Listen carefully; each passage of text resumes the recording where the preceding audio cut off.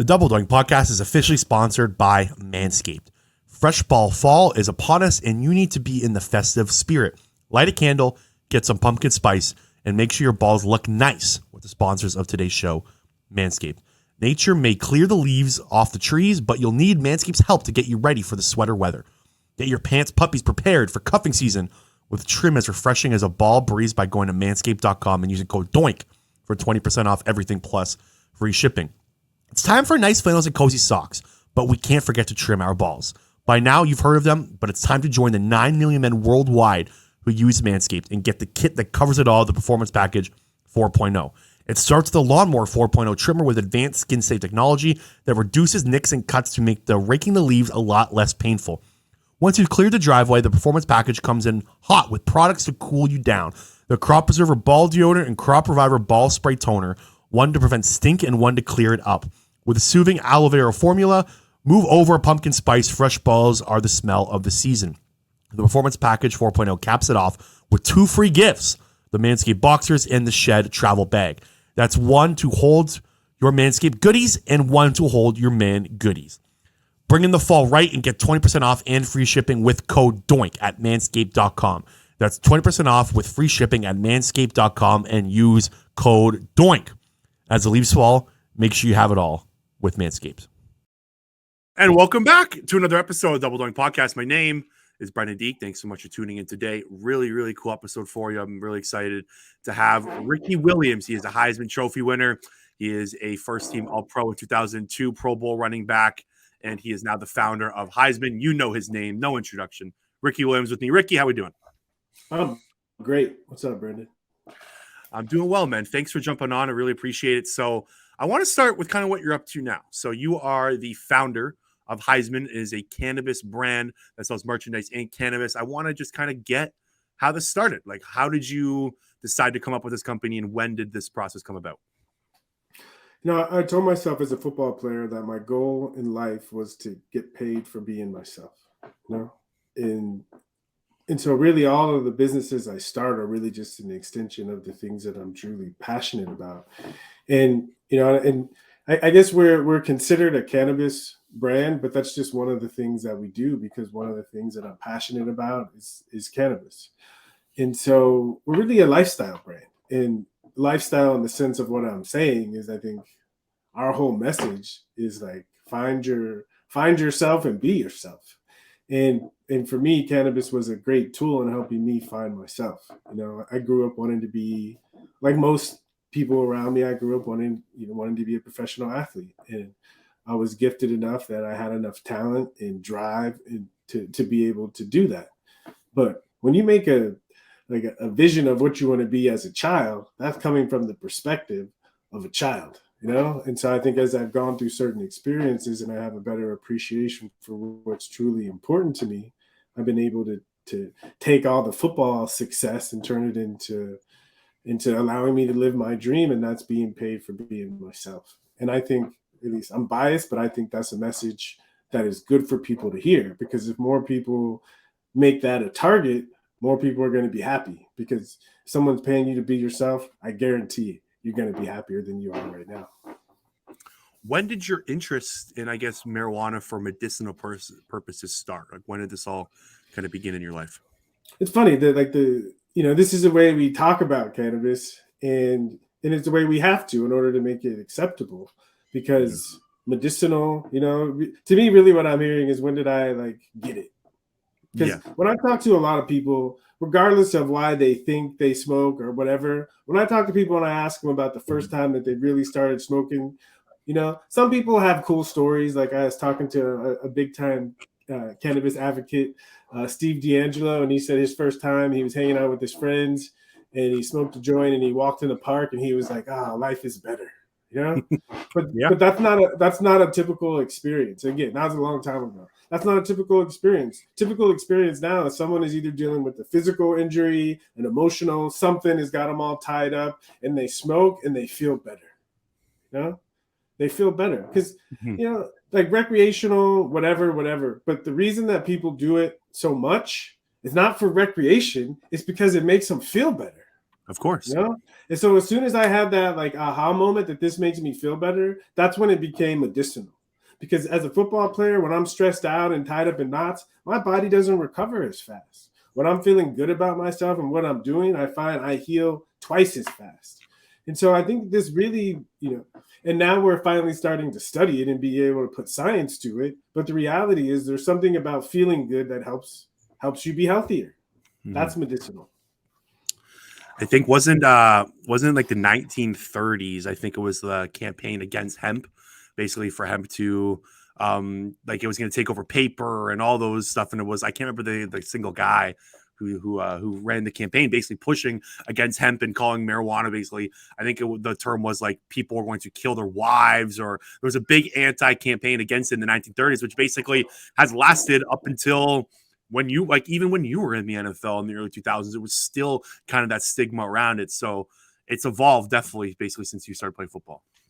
I mean, it's funny because it evolved, but before for it to get to the place for it to evolve, it had to devolve, you Yeah. know? And there was a point before the 1930s that pretty much cannabis was the most used pharmaceutical in the country. It was in everything. Mm-hmm. Yeah, it was in everything. And then, like you said, it was, I've studied the history a little bit. I won't bore people with it, but basically what happened is, it used to be pretty much in all medicines. And so doctors used it, all the time. And then they added the tax, right? Where now for a physician to give someone cannabis, they had to pay a tax for it.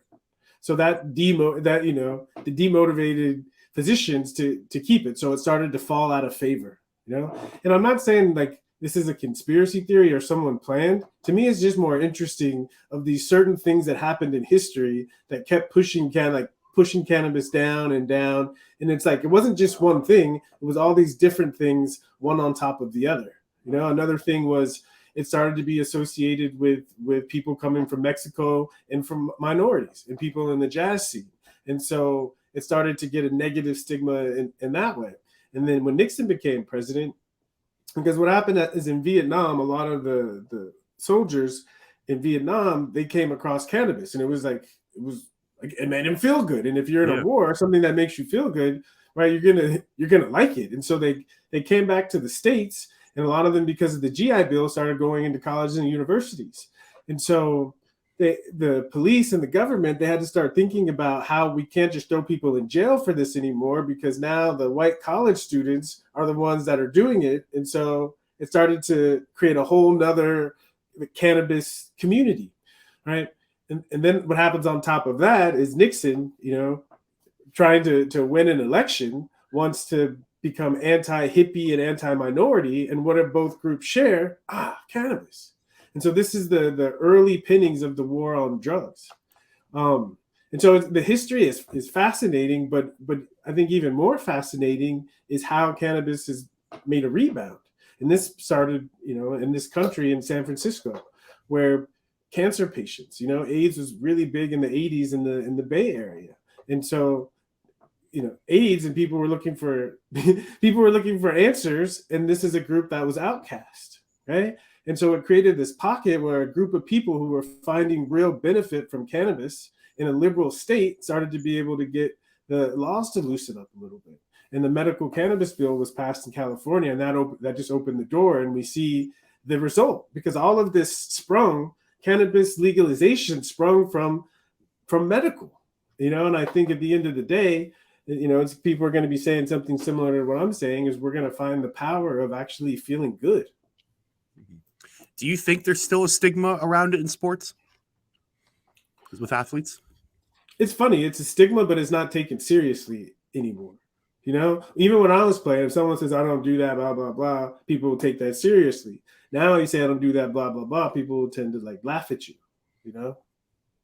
because, it's just so available everywhere. Like, back in the early 2000s when I was in the NFL and I was in trouble for cannabis, it was still like on the DL, it wasn't like even, my first couple of years in the NFL when I was in the drug program, nobody on the team knew. Nobody knew that I was a smoker. And it wasn't until I found another test and it became public that people knew I was a smoker. That's why it was kind of it was kind of a surprise. But now, if you hear someone on the team smokes, like, ain't nobody really going to be surprised anymore. What do you want the future to look like with marijuana in sports? Do you think like teams should be pushing their players to be using it for, I guess, medicinal or feeling well purposes, or how do you think it looks in, I guess, 5-10 years? Yeah. Well, I think there's a couple of things that have to happen. I think you have to take it off the Schedule 1 list and allow research to be done, because we already know that it works, but the research will allow us to understand how it works and to be able to create applications that more specifically and more powerfully benefit certain populations of people. And the fact that being on a football team, after a game, when the trainer walks down the aisle, he's got his little pill thing and he's handing out Ambien and he's handing out Vicodin, right? And we know the negative side effects of those, and right. And so in that sense, yes, definitely, I think that the trainer should have his Ambien and his Vicodin, okay, right? But he also have some capsules or something else, CBD for the people as well. Like CBD is also like another aspect of it that's has so many medicinal benefits. Yeah. Mhm. I'm more of a full spectrum person, but yeah, I mean, again, CBD, I think, opened the door, but I like one-to-one. Again, I think when it's specifically applied to muscle soreness and sleep and the things that specific populations are dealing with, then I think it's going to be easier for the trainer to feel confident that he's doing something that's helping his players feel good. Because part of it is we have to realize, we're young and progressive and we see the future, but the people in charge, they're from the past, and it takes a while for them to change their mindset, right? It's funny when I talk to police officers, one of our most recent investors in Highsman, he made his money busting people for having resin in their pipes, like, if you think of how many people's life he was part of ruining because they had resin in their pipe, right? But that was his job. That's what he was paid for. That's what he was trained to do. And so for him to be willing to invest in a cannabis company, it just shows you it's possible. But I think we have to be patient and understand that this kind of change, especially all of the resources and energy that went into prosecuting people for this, right? That for them, it's hard for it to just change overnight. From like you brought up how readily available it is. Like I'm from a small town just outside of Toronto. I could throw a rock if there's like 3 marijuana stores in a kilometer radius from me now, and I feel like I can't believe it wasn't that way back when I was in high school 10 years ago. Like the progress that is made in Canada from the issues that you're talking about has been off the charts. And I really feel like the US, like you brought up, electing old people. You guys continue to elect people that just don't understand the times it is nowadays. Like the average age of every single senator or governor is probably in the 70s. And it's just like, again, I think a lot of states can look at the progress. Like I think other states, like Colorado has had progress, California and whatnot, but Canada is almost like a great case study for the progress in cannabis use. Yeah. It's funny talking to an outsider, someone that's not from America, like you have a different perspective. And sometimes when you're an American, you can't really see yourself, and just this insight of, we do elect like old people that have no idea and not really connected to what's actually going on right now. And you see around, I mean, a couple of countries, but around the world, you see younger leaders, younger leadership. And I think Canada is really leading the way in that sense. If you're like me, you were tired of trying to find jeans that fit right no matter your build and still look good. Introducing the newest sponsor of the Double Doing podcast, Sweat Tailor, a premium menswear brand that is defining a new kind of casual. I started wearing Sweat Tailor and I am blown away by how comfortable and affordable the clothes are. And of course, they look great. My favorite is the all-in pants. It's a 5-pocket pant that feels like sweats but look way better. Thoughtfully tailored and unbelievably stretchy. From jackets and pants to joggers and hoodies, Sweat Tailor's designs are made to seamlessly fit into your life, moving from runway to office, office to drinks, and drinks to wherever the night takes you. Specializing in casual wear for men, pieces are designed with comfort and versatility in mind for your everyday. Use promo code BDPOD BDEGST. That is BDEGST for 25% off. That again is BDEEGST for 25% off your order at sweattailor.com. Okay, I want to talk about. So you were diagnosed with social anxiety disorder. Mental illness is something that's really close to my heart, and has been a problem with my family and myself. I've dealt with my issues as well. Um, what like how did you deal with it? What are you currently using to deal with it? And what advice could you give people that are suffering from social anxiety disorder? I don't know. I have a different perspective. I think diagnoses are powerful in the beginning because they give you they separate you from what's going on, and at least for me, it gave me the sense that okay, there's something that I can do, you know. But ultimately, in my journey, I realized we call it mental illness, but really it's just life. You know, the only reason we call it mental illness is because we have this unrealistic expectation of what things are supposed to be like. I'm telling you, this is what I loved about playing for Coach Ditka. You know, it's like, he's talking to me. He was like, when I played, we didn't have high ankle sprains. We just had go back out there and play. You know. Yeah. Oh my God! Now people, 4 to 6 weeks with the high ankle sprain, right? And I think the sensitivity, that we're more sensitive now, I think that's a positive thing. But when we've lost a certain level of toughness, I think we're losing something. And so to me, it's like if we're playing the Ravens, right? I know that, oh no, if we're playing the Steelers, okay, and we decide to do slide protection, which means I'm one-on-one with James Harrison, okay? I have anxiety that whole week. Seriously, I'm not lying, right? I'm anxious that whole week, right? But I don't sit there and pop pills and say I'm anxious, right? I watch film, I study, I get my mind right to know that there's a challenge that I have to face, And so I Yeah. think for me, like the sensitivity to be present and aware that the world, is like it hurts to live. People aren't nice, so it's important to be aware, but it's also important to be aware that you can do something about it. And so I think mental illness means that you're alive, and I think people who say they are not mentally ill, I wouldn't want to spend 5 seconds around that person. It's a great way to look at it. It's great insight. There's again another stigma just attached to it. BetterHelp sponsors the show. I was when I first started the podcast, it was one of the first companies I wanted to reach out to help, because I think it's important to speak up on it. It's important to talk about it. And you're one of the OGs of it in sports, of just being honest with yourself and acknowledging what you're going through. Yeah, because people talk about it. It is really destigmatizing, but I think I can go a step further and to say that anyone in life that if you read if you read any history book, any autobiography of someone who really did something, they're going to be a part in their life where they had to deal with mental illness, right? Mm-hmm. All of them, right? So it's just about having realistic expectations about what life is all about. And life is about being aware of the stuff that makes you anxious and then doing something about it. Let's talk about your football career, Ricky. I want to talk about the early days. How did you fall in love with football? When was the first time you were on the field and going, okay, this is me, this is where I belong, this is what I love? My earliest memory is playing in the park, and I was fast. Nobody could catch me. Seriously. Yeah. So, I learned early to get satisfaction, to get confidence, to get energy from being fast. Being fast. Mm-hmm. In baseball, my nickname was Wheels. That was just my identity. I was the fast guy. And I can catch, and I'm pretty smart, so I can figure out stuff.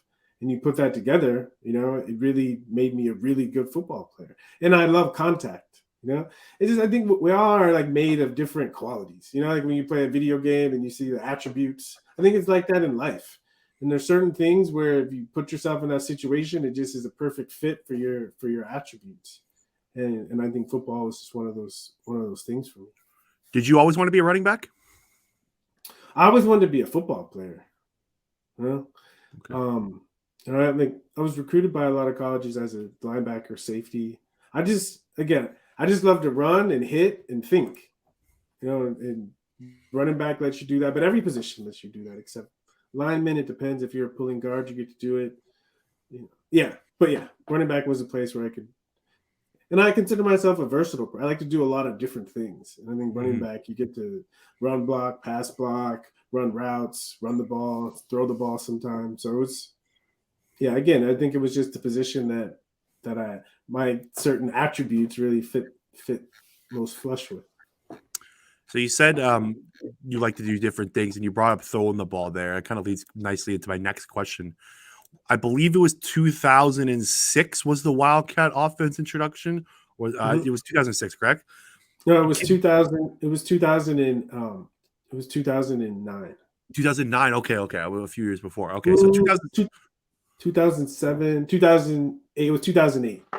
2008. Okay, so 2008, the Wildcat offense was brought to the NFL, and you were a huge part of it. You, Rodney Brown, kind of revolutionized football. Explain or tell the listeners, or tell me as well, how it came about, and what was your kind of first thought of it? Like, who drew this up? Whose idea it was? I'm really curious, kind of the behind the scenes on this. Yeah, it actually wasn't us. We brought it to the NFL, but if people go back, so this would be 2007. If you go back to 2007 and you watch college football highlights, you're gonna see Darren McFadden, Yeah, right, yeah, and Felix Jones. So you're gonna see them doing it. And the offensive coordinator there, Coach D. Lee, became the quarterback coach for the Dolphins the next year. And he saw that, similar to Arkansas, that we had two pretty good running backs. And I think Darren was left-handed and Ronnie's left-handed. So it was kind of this fit. And our offensive coordinator, Dan Henning, he's just like a very open-minded guy that's down to make anything work. I'm telling you, that's one of the gifts, being able to play for Dan. I was an offensive mind. We had a lot of fun, just kind of take what we have on the team, the talent we have on the team, and let's find a way to make it work.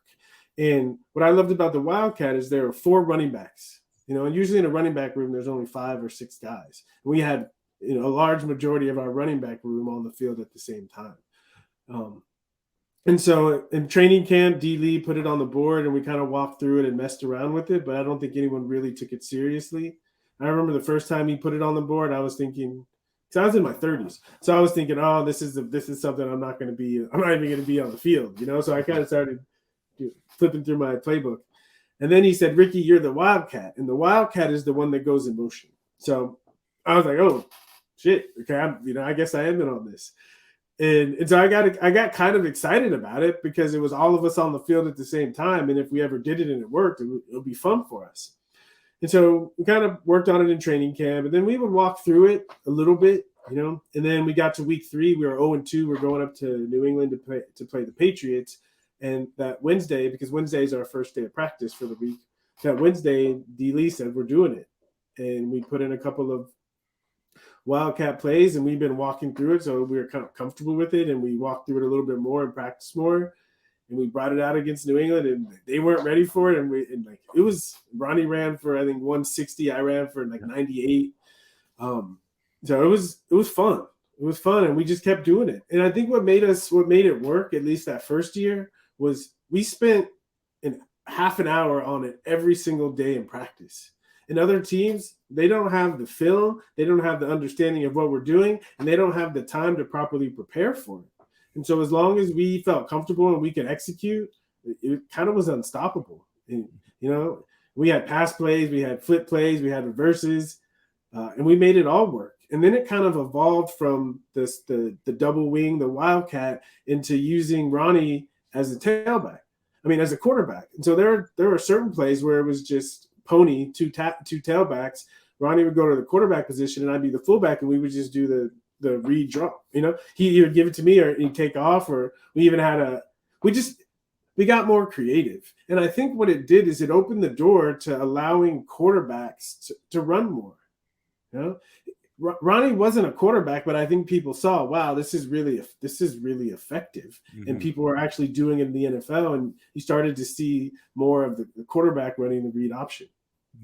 At that time, it was very standard drop back and pass, like power run game. Like, you guys complete revolutionized. I remember that Patriots game like vividly watching it as a kid, and I remember my dad said to me like, I wonder what Bill Belichick's thinking after the game because he knows everything, right? He's so good at taking away what's the best on the other team, and you had no idea what's coming. Yeah. I mean, everything we did, every single play we practiced worked for at least 20-yard gains that game. That was a fun game. The Double Doink podcast is sponsored by BetterHelp. Life is hard. It's especially hard when you don't have someone you can open up to. Not everyone is comfortable talking to their friends and family about their personal matters or anything that is bothering them on a day-to-day basis. Mental health is so important to continued success in this world. Therapy is a great way to regroup and get everything off your chest. Insert BetterHelp. BetterHelp is the largest online therapy service, 100% online. They will match you with a professional licensed therapist you can trust. You can talk with your therapist however you see fit, via text, phone call, or video chat. BetterHelp has successfully helped over 4 million people worldwide deal with their day-to-day mental health issues. Use the link in the podcast description to get 10% off your first month at BetterHelp. So, Ricky, you were so successful playing, like a long career. You had a Highsman at Texas, so many accomplishments. I personally think the biggest accomplishment or the most impressive accomplishment that you had was running for 1,121 yards at the age of 32. Right now in the NFL, the only starting running back that's over the age of 30 is Raheem Mostert, and he's 30 years old on the dot. He might not even be the starter, and who knows how many carries he's going to get. To rush for over 1,100 yards at 32, in my opinion, is one of the biggest achievements by a running back over the last 15, 20 years. What do you attribute that to? How were you able to run and keep your body so in good shape at that age? What's interesting is I wasn't even the starting running back. Ronnie and I were like 1A, 1B, but he was the starter. And so the first half of the season, up until week 10, that's how we did. And then Ronnie got hurt, I think, week 10, and I started the rest of the year.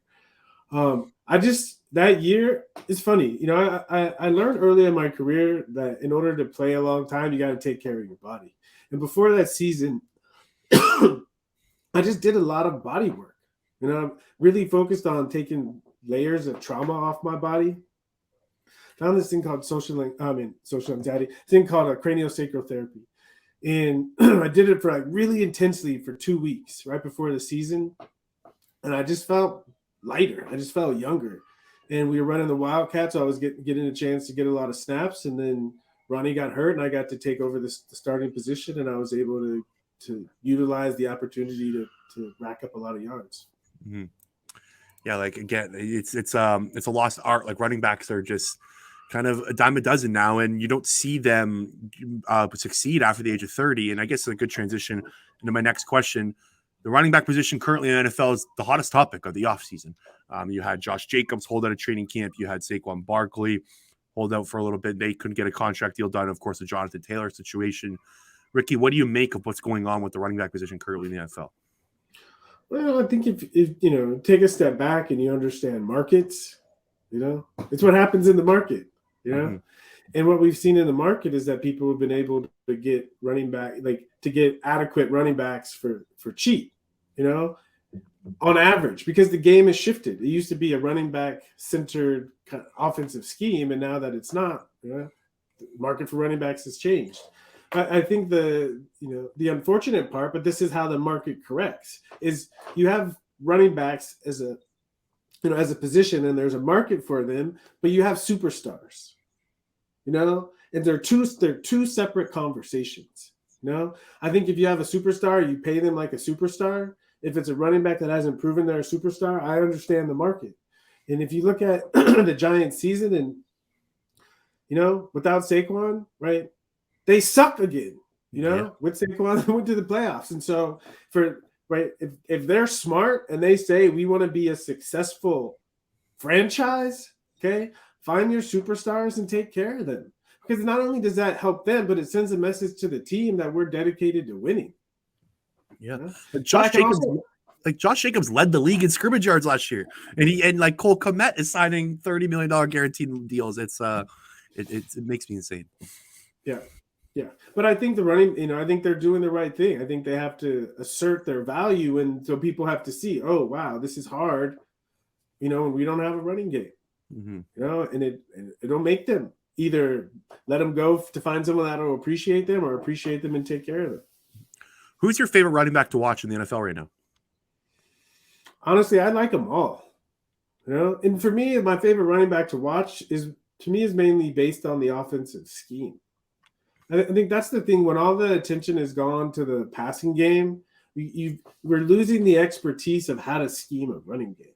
Because all running backs have talent, but when you find the connection between maximizing the running back's talent and putting them in a system that allows it to flourish, you got something special. And I think a lost art is scheming the run game. Mm-hmm. Do you're still active in the NFL community? I'm a big Eagles guy. They're a really good rushing team. Do you know Jeff Stoutland at all? Like the way he's able to, he's the offensive line coach there. He's like the best run schemer in the league right now. Do you have any takes on that? Like how the Eagles do the running system?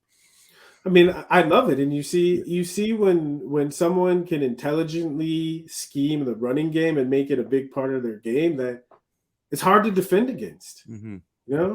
It's like, I learned this, especially when you have a mobile quarterback. Remember, I think it was 2005. We were playing the Falcons. They had a big running back. They had two big running backs. Oh no, they had Duckett, they had Ward Dunn, and they had Michael Vick. Mm-hmm. Right. And they were doing things in the passing game, but third down, when they had all these options to run the ball and they had big linemen that could lean on people, like it takes your soul away from you in a football game. And I think that's what people don't realize is you can put up a lot of yards, but when it comes down to winning and you can take the ball and run it down a team's throat, that's a huge advantage. Okay, so I'm just outside of Toronto, Ontario, in a small town called Ajax, and you played a season with the Toronto Argonauts in 2006. I was telling you beforehand how excited my family was because my brother grew up a Dolphins fan, and we still like the CFL, and we're big advocates for it, and we've had season tickets for the Argos for years. I got to ask you about your time in Toronto. Did you like the city? Oh, I loved it. Mm-hmm. I loved it. It's probably it's a very special time in my life. I got a place downtown. My wife and my kids started preschool there. I had some really amazing neighbors. It's a special time in my life. I needed to get away from America for a while and like chill and play football and like regain my love for football. It was a great time. It was funny when I first got up there. I heard this at least 5 times from people, including the media. It's pop. What's the big deal?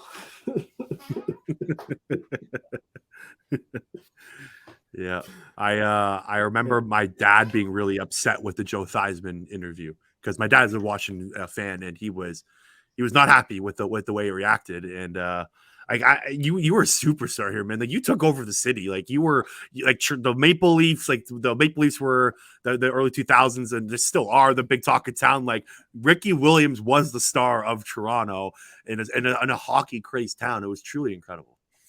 Yeah. I mean, I love that organization. David Cinnamon, like everyone there really took care of me, and I felt like they made it a special time in my life.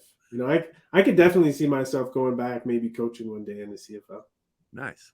Yeah, it's the thing with Toronto is like you have the Leafs, you have the Raptors, you have the Jays, and so it doesn't have the same like the CFL feel in like Saskatchewan or like Winnipeg is a lot more bigger. Winnipeg, Winnipeg, it's the only team they got, right? And Winnipeg is a hockey team now, but back then when you were there, like the Saskatchewan Roughriders are like they're crazy fans there. Like they love that team. So I think a lot of Americans don't understand like the power of the CFL outside of Toronto. Do you have an interesting Toronto story? Like someone you ran into, say something funny to you, a nice restaurant you had, any like a nice Toronto story you can throw our way? I mean, it really was more personal. It was my neighbor, Arlene, and she was a retired midwife, and my wife was pregnant when we moved there. And so, one morning, like 2 a.m, my wife went into labor, like in the kitchen, and it was like fast. And so we ran and knocked on Arlene's door, and she came over and delivered my daughter right in the kitchen, on the kitchen floor. So it was cool. It's really cool. It was like so fast. That's awesome. Yeah. Canadians live up to their nice name. You know, everyone says Canadians are nice, and there you go. There's a story behind it. Yeah, your neighbor delivers your baby. You know? It's like... Can't get any nicer than that, that's for sure. Ricky Williams, thanks so much for doing this, man. Really appreciate it. This was an awesome conversation. A little out of my comfort zone with a lot of the topics, and I'm happy you joined us. This was a very awesome talk. So before you go, why don't you plug in the Highsman, the company that you founded, your social media, anything you want the listeners to take a look at. Yeah. So Highsman, of course, Highsman, Highsman.com. You can check out what we're all about, what we're doing. Another personal project of mine that I'm really passionate about is called Lila, Lila. And if you have an iPhone, check it out on the App Store. It's my creation, you know, a lot of my ideas trying to put out into the world. But this was great. And I loved chopping it up with you. If you ever come to Canada, man, don't be afraid to send me an email. I'd love to meet you in person for sure. Thanks, Ricky. Appreciate you. Yeah, we'll go burn one, huh? Yeah.